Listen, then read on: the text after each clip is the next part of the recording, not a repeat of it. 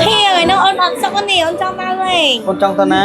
ôn trong tư rồi ញ៉ាំអត់ ទឹកក្លោកភៀស្គាល់នៅពងសោម បងនឹងនាំណៃទៅក្លឹបមួយដែលល្បីនៅក្នុងកំពង់សោម យក menu order អូនសប្បាយណាស់ សុបាយមែននេះ បាយទៅនេះអូន មនុស្សបាយគ្នានេះ ភៀ អូចាហេចាញ៉ាំកាហ្វេអបង តាហ៊ានបង បាយអូន តែនឹងសុបាយហ្មងយកខាងភៀមើលទៅក្លឹបគេស្អាតហ្នឹងធំតែចង់ហ៊ានត បាយអូនណា គុំណាត់អូនធ្វើនៅហ្នឹងឯងហ៊ាភៀ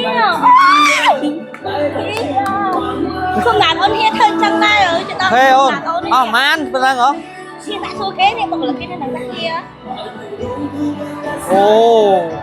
ស្អាតដែរហ៊ាអូនចង់គុំណាត់នៅហ្នឹងហ៊ា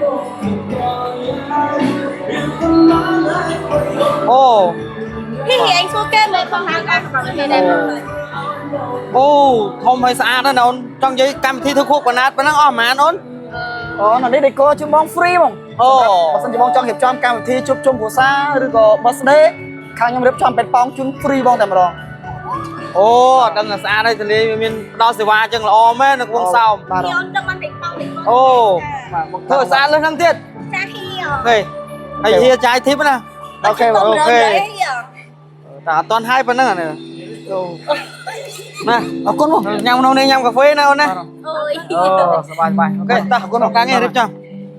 hiền coi hiền ទូបងមកបងទៅគ្នា ឥឡូវផុតដល់ចាប់ជុំប៉ុណ្ណហើយ temper របស់យើងនៅ KBS កំពង់សោមមាន promotion ជារៀងរាល់ថ្ងៃ សម្រាប់បៀមួយដបត្រឹមតែ 4000 រៀលតែប៉ុណ្ណោះ